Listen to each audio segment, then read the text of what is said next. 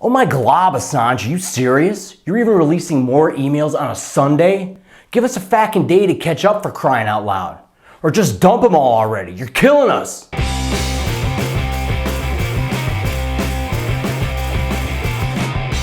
Hello again, fellow American citizens.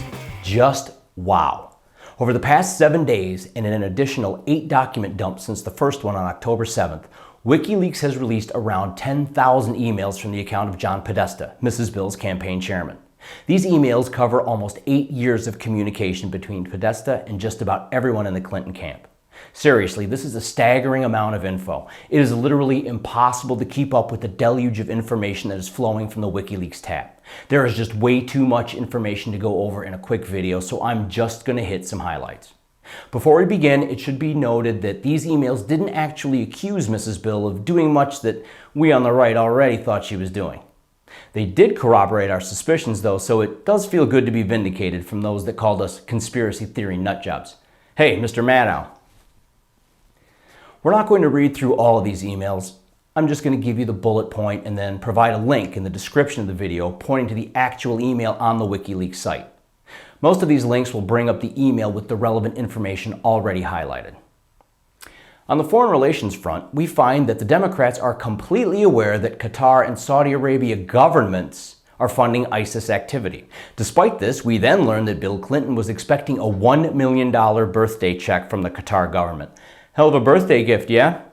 Plus, that disgusting corpse also expected a $6 million check from a Saudi sheikh just for a phone call. But these were contributions for the Clinton Foundation. Seriously? Yeah, I'm sure these turds are super concerned about human rights and just want to donate their money to an organization that will help the less fortunate. I'm sure they didn't expect any extra favors. These document dumps also expose the fact that the mainstream media and the Democrats, specifically the Clinton campaign, are pretty much one and the same. Donna Brazile, the current head of the DNC, actually provided a question that was to be asked at a televised town hall debate to Mrs. Bill ahead of time, so she could ensure that her team could craft the best possible response. Wow, Donna was just a CNN contributor at the time, but now she runs the DNC. Crazy, right? Both Donna and CNN deny that this happened, but the question was asked at the town hall debate, and Mrs. Bill seemed more than ready to answer. There was also obvious coordination of the release of Mrs. Bill's "She's in Excellent Health" report with several outlets such as the Washington Post, Wall Street Journal, Politico, to ensure the story would be written positively and be as impactful as possible. Remember when the New York Times was called America's newspaper of record? Strange how Mexican billionaire Carlos Slim is now the largest shareholder in the paper, and they constantly spew anti-Trump smears, a candidate with a decidedly anti-illegal immigration stance. This paper is nothing more than a Democrat shill that actually checks with Mrs. Bill's campaign before they publish stories about her. Is this okay? Don't even tell me that they check with a Republican or any conservative before printing a baseless smear piece. And so many New York liberals still think this paper is objective. Willful ignorance on parade. In the second presidential debate, Trump said Mrs. Bill has tremendous hate in her heart. This comment received a lot of coverage from the left. How dare he say that? He's going for the jugular. But the Podesta emails reveal that what Trump said is 100% on the mark. But let's be honest, did any of us really think that this beast was a kind, loving person? Hell no. She looks pissed off all the time, and she is. We know she hates Trump supporters, calling them deplorable and irredeemable, but now we know that her camp hates Catholics, referring to their religion as Middle Ages dictatorship. They hate Latinos, calling them needy, and her camp even made reference to the fact that Mrs. Bill herself has grown to hate everyday Americans. Sounds like the perfect presidential candidate. I want someone to lead this country that hates us.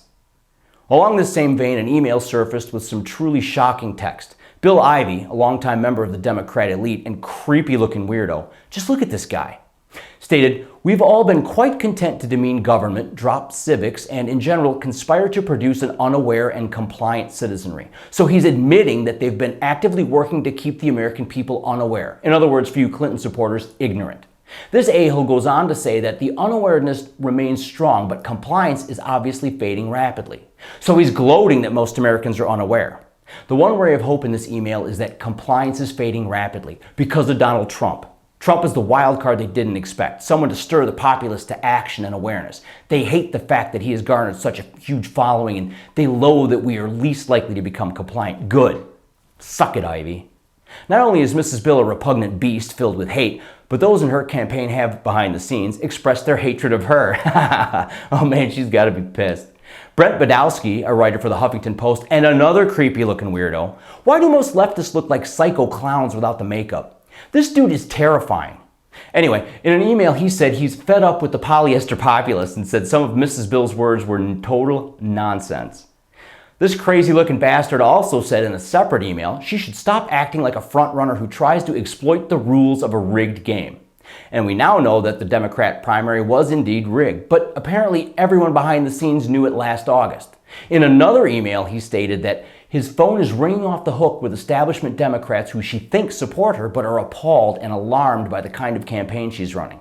I thought everyone loved that grotesque animal. Funny how we only hear stories of Republicans who don't like Trump's campaign, but literally nothing from the other side of the aisle. Oh wait, no, that's not funny at all.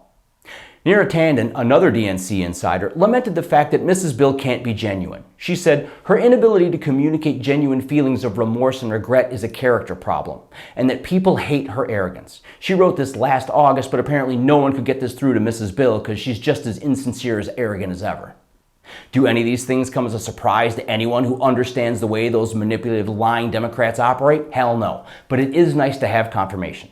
Am I totally terrified at the prospect of these bastards running the country for another 8 years?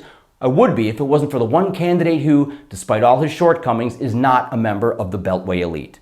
Should every American with even half a brain choose not to elect such a disgusting, corrupt, inhuman, cankled beast to the highest office in the land? Fackin' A right. Hey, do you love America? Well, America loves you, and so do I. Just as friends. Check out one of these videos, and don't forget to subscribe, and let's be Twitter buds. Let's keep this party rolling. Fackin' A.